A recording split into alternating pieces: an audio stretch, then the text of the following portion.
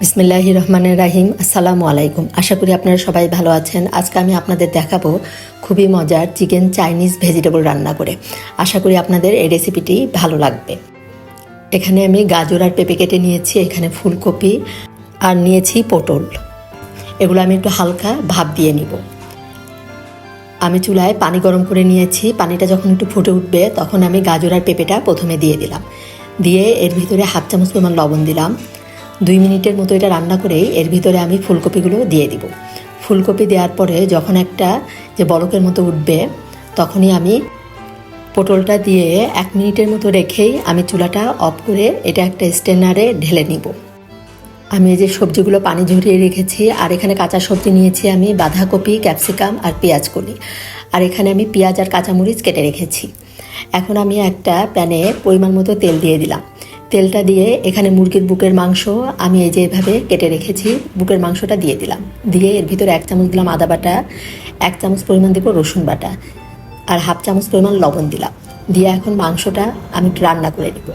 যে মাংসটা আমি ভালো করে রান্না করে নিয়ে এর ভিতরে আমি একটা ডিম দিয়ে দিব। যে মাংসটা আমি রান্না করতে দিয়ে এখানে একটা ডিম নিয়েছি, ডিমটা আমি ফেটিয়ে নিলাম। ডিমটা ফেটিয়ে নিয়ে আমি এই মাংসের ভিতরে, মাংসটা কিন্তু আমার রান্না হয়ে গিয়েছে, আর এই ব্রয়লার মুরগি কিন্তু সিদ্ধ হতে বেশি সময় লাগে না। এখন এর ভিতরে আমি ডিমটা দিয়ে ভালো করে একসাথে মিশিয়ে নিব। তুমি রেস্টুরেন্টে কিন্তু এভাবে একটু ডিম দিয়ে এই চাইনিজ ভেজিটেবলটা রান্না করে, এটা খেতে কিন্তু খুবই মজা হয়। একদম রেস্টুরেন্টের স্বাদই আপনারা পাবেন যদি এভাবে বাসায় রান্না করেন। এখন এর মধ্যে এই যে ভাপ দেওয়া সবজিগুলো আমি প্রথমে দিয়ে দিলাম। দিয়ে সব একসাথে ভালো করে মিশিয়ে নিলাম। ভালো করে মিশিয়ে নিয়ে এর ভিতরে আমি বাকি সবজিগুলো এক এক করে দিয়ে দিব। মিশানো হয়ে গিয়েছে। এখন এর ভিতরে আমি প্রথমে ক্যাপসিকাম দিয়ে দিলাম। ক্যাপসিকাম দিয়ে এর মধ্যে আমি বাঁধাকপিগুলো দিয়ে দিব। আপনারা আপনাদের পছন্দ মতো সবজি দিতে পারেন। এখন শীতের সময় কিন্তু অনেক রকম সবজি পাওয়া যায়।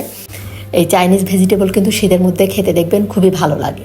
এখন এই যে বাঁধাকপিটা দিয়ে আর ক্যাপসিকাম দিয়ে আবার সব একসাথে ভালো করে মিশিয়ে নিয়ে এখন যে পেঁয়াজ আর কাঁচামরিচটা রেখেছিলাম সেটাও আমি দিয়ে দিলাম, আর পেঁয়াজের কলি দিলাম। দিয়ে সব কিছু একসাথে এখন ভালো করে মিশিয়ে নিব। এখন এভাবে ভালো করে মিশিয়ে নিব। আর এটা কিন্তু ঢাকনা দিয়ে ঢেকে রান্না করা যাবে না, তাহলে দেখা যাবে সবজির কালার কিন্তু চেঞ্জ হয়ে যাবে। এর ভিতরে আমি এই যে 1 টেবিল চামচ পরিমাণ দিয়ে দিলাম সয়া সস। এখন আবার সয়া সসটা দিয়ে ভালো করে মিশিয়ে নিচ্ছি। মিশিয়ে নিয়ে আমি 2 টেবিল চামচ পরিমাণ কর্নফ্লাওয়ার নর্মাল পানি দিয়ে মিশিয়ে রেখেছি সেটা দিয়ে দিলাম। যে হাফ কাপ পরিমাণ পানির ভিতরে আমি মিশিয়ে রেখেছিলাম সেটা দিয়ে এখন সব একসাথে ভালো করে মিশিয়ে নিব। মিশিয়ে নিয়ে আমি আরও হাফ কাপ পরিমাণ পানি এখানে দিব, কারণ এই সবজিটা কিন্তু একটু গ্রেভি হবে, তাহলে কিন্তু এই চাইনিজ সবজিটা খেতে বেশি মজা লাগে। এখন এই যে পানিটা দিয়ে আবার সব একসাথে মিশিয়ে একটু পরপরে কিন্তু এটা নেড়ে দিতে হবে, যেহেতু কর্নফ্লাওয়ার দিয়েছি নিচে কিন্তু ঘন হয়ে দেখা যাবে, লেগে যাবে।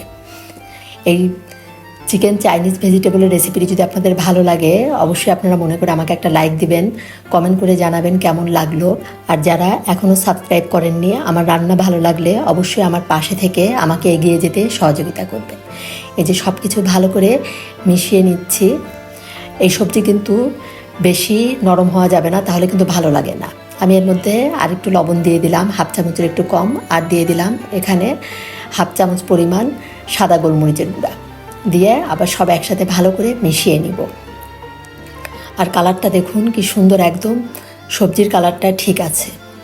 এই যে রান্নাটা কিন্তু আমার প্রায় হয়ে গিয়েছে। আমি এখন নামানোর আগে হাফ চামচ পরিমাণ চিনি দিয়ে দিলাম। চিনিটা দিয়ে সব ভালো মতো একসাথে মিশিয়ে নিলাম। আর এই চিনিটা দেওয়াতে কিন্তু এই সবজির টেস্টের ব্যালেন্সটা খুব সুন্দর হবে। একদম পারফেক্টভাবে সবজিগুলো সিদ্ধ হয়েছে। এর চাইতে বেশি সিদ্ধ হয়ে গেলে এই সবজিটা খেতে ভালো লাগে। হয়ে গেল আমার চিকেন চাইনিজ ভেজিটেবল রান্না। একদম রেস্টুরেন্টের স্বাদই আপনারা পাবেন যদি বাসায় এটা রান্না করেন। ধন্যবাদ সবাইকে, সবাই ভালো থাকবেন। আল্লাহ হাফেজ।